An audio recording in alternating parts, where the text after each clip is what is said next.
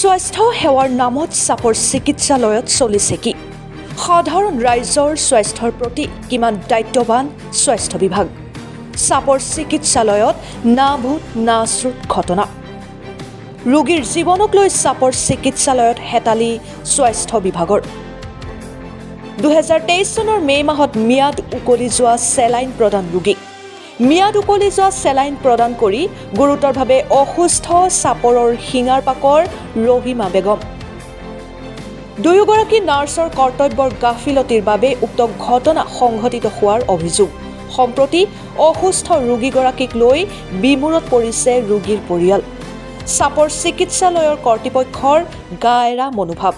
চাপৰ চিকিৎসালয়ৰ ফাৰ্মাচিষ্ট আৰু নাৰ্ছৰ দায়িত্ব জ্ঞানহীনতাই বিমূৰত পেলাইছে ৰোগীক। চাপৰৰ পৰা আলী আকবৰৰ ৰিপৰ্ট, অৰুণোদয় আছাম। মোৰ কাজিপাৰা পাৰ্ট 2 চিঙাৰপাক বুলি কয়। মোৰ মায়ে মানে আজি খুব মানে চিৰিয়াছ হৈ আছিলে। মই চাপৰ হস্পিটেলত লৈ আহিলোঁ। লৈ অহাৰ পিছত ইয়াতে মানে চেলাইনটো মাৰিলে। বুকুৰ বিষ আছিল মোৰ মাৰ, মানে ইমাৰ্জেঞ্চি হয় ৰোগীটো। বুকুৰ বিষ আছিল, মই লৈ আহিলোঁ হস্পিটেলত। চেলাইনটো মাৰিলে, চেলাইনটো হৈ গ'ল। হৈ যোৱাৰ পিছত মই যেতিয়া খুলিব নাৰ্ছে, তেতিয়া মই দেখোঁ যে তাত মানে এক্সপায়াৰি ডেট ফেল, এইটো মানে ইনজেকশ্যনটো। তেতিয়া মই ছাৰক মাতিলোঁ যে ছাৰ এনেকুৱা কথা, আপোনালোকে মানে চৰকাৰী হস্পিটেল হয় ইমান কেয়াৰলেছ হয়, এক্সপায়াৰি ডেট মাল, আজি যদি মোৰ মাৰ কিবা হৈ যায় দায়িত্বটো কোনে ল'ব? মাৰ নাম ৰহিমা বেগম। বেমাৰ মানে এইটো মানে বুকুৰ প্ৰব্লেম, বুকুৰ বিষ, ইমাৰ্জেঞ্চি হয়। মই হস্পিটেলত লৈ আহিলোঁ। এইখিনিয়ে বাছ। এইটো চাপৰ হস্পিটেল হয়।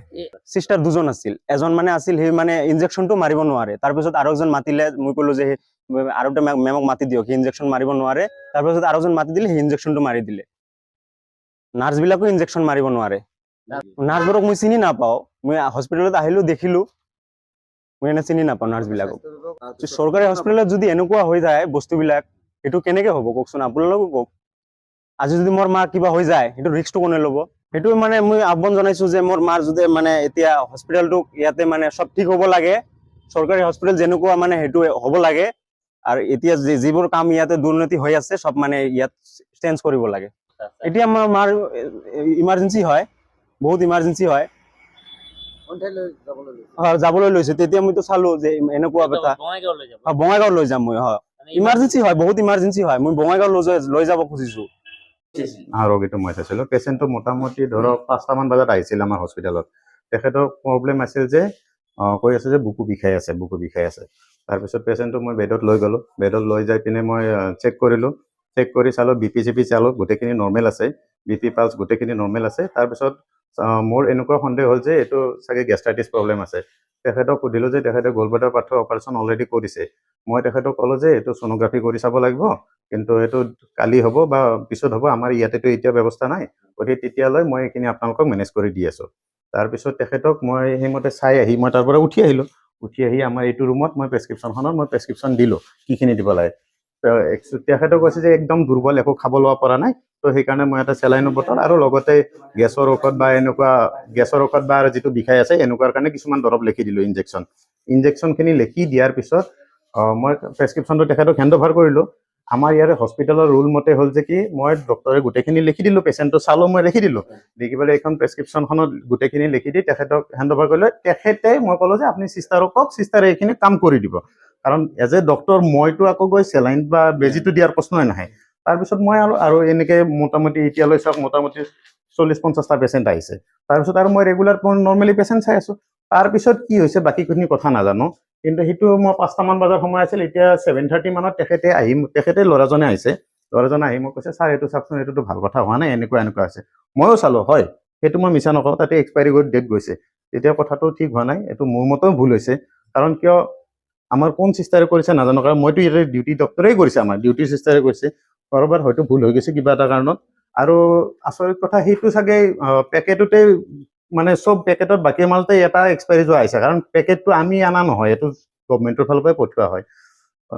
তো এইখিনি আৰু তাৰপিছত ৰিয়েকশ্যন হোৱাৰ চান্স নাই, কাৰণ এইটো D10 আছিল। D10 মানে ডেক্সট্ৰজ 10% ডেক্সট্ৰজ। না, চৰকাৰী গভৰ্ণমেণ্ট চাপ্লাই। হয়, এক্সপায়াৰি ডেট পাৰ হৈছে। পেচেণ্টটো ভাল আছে। মই আনকি কাৰণ তেখেতসকলেও চেলাইনটো কেতিয়াবাই লগোৱা হৈছে, 2 ঘণ্টা আগতে লগোৱা হৈছে। যেনেকে মোৰ চকুত পৰা নাই মানে মই চেলাইনৰ সেইটো চাব লগা একোৱেই নাই, দি আহিছোঁ, চিষ্টাৰে লগাইছে। তেখেতসকলৰো চকুত পৰা নাই, যিজন ল'ৰা আছে তেওঁলোকতো এনি টাইম লগত বহি আছে, তেখেতৰো পৰা নাই। তাৰপিছত যেতিয়া চেলাইনটো শেষ হ'ল, যেতিয়া খুলিলে তাৰপিছতহে তেওঁলোকৰ চকুত পৰিছে যে হয় এনেকুৱা কথা হৈছে। কোনজন চিষ্টাৰ লগাইছে সেইটো মই নাজানো একচুৱেলি দাদা। দায়িত্ব আছিল নে তেখেতে এছপেডিকটো চোৱাৰ কাৰ? নাৰ্ছ গৰাকীৰ চবত দায়িত্ব আছিল ডেফিনেটলি। যিকোনো মেডিচিন দিয়াৰ আগতে এজন মেডিচিন এটা ডিছপেন্সিং বা দিয়াৰ আগত এইটো দায়িত্ব থাকে দুজনৰ। ডক্টৰৰ কাম হ'ল চোৱা, পেচেণ্টটো শুশ্ৰূষা কৰা। ডিছপেন্সিং আৰু মেডিচিনৰ এইখিনি দায়িত্ব থাকে জেনেৰেলি ফাৰ্মাচিষ্ট বা চিষ্টাৰ, এইখিনি যিখিনিয়ে এই বস্তুটো অৰিজিনেলি প্ৰেক্টিকেলি কামটো যিজনে কৰিছে তেওঁলোকৰ। তো চাব লাগিছিল। নাৰ্ছে নিজেই চাগে উলিয়াই দিছে, কাৰণ একজেক্টলি মই সেইটোও ক'ব নোৱাৰিম ক'ৰ পৰা কি দিছে, কাৰণ মইতো ইয়াত বহি আছোঁ, তেওঁলোকে নাৰ্ছিং ষ্টেচনৰ মেডিচিন বেলেগ জেগাত থাকে, তাৰ পৰা উলিয়াই আনি পিনে তেওঁ দিছে। মানে চৰকাৰীভাৱে যি চেলাইন দিছে চেলাইনটোৱে এক্সপায়াৰ্ড বাৰ হৈ গ'ল। এক্সপায়াৰ্ড আছে।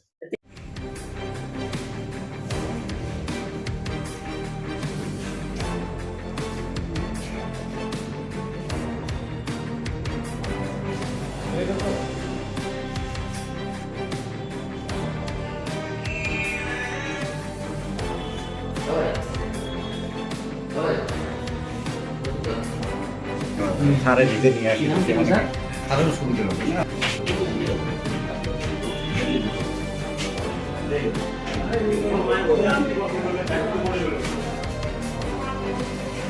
আরো আছে নাকি এটা করে যাবে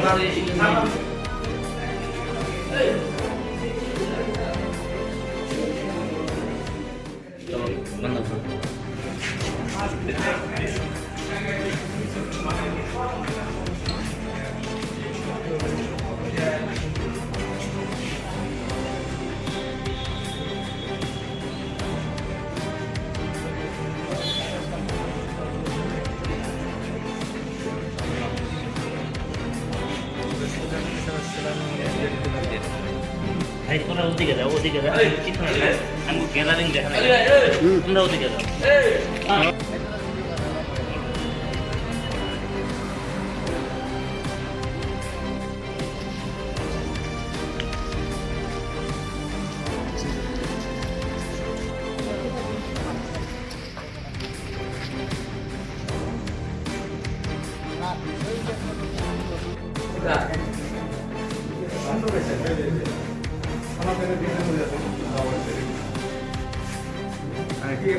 মানে কিছু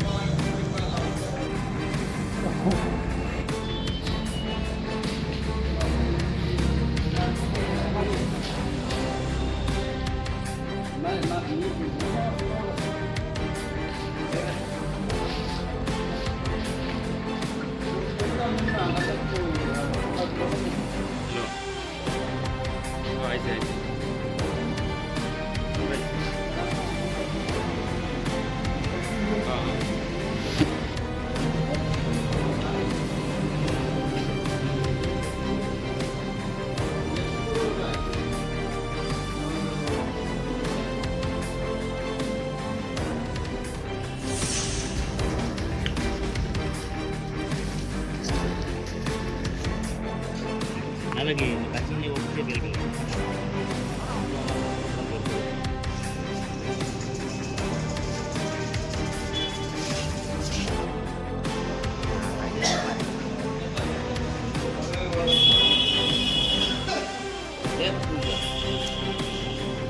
হ্যাঁ মোৰ মুখ দাদা বাবু তুমি এলো তোমার আমার কাম সব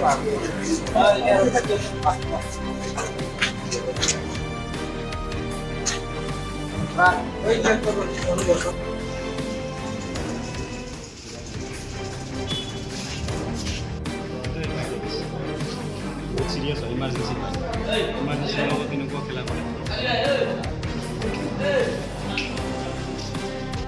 কি নাম স্যার কয়টা পর্যন্ত আছে ডিউটি বাজার 8টা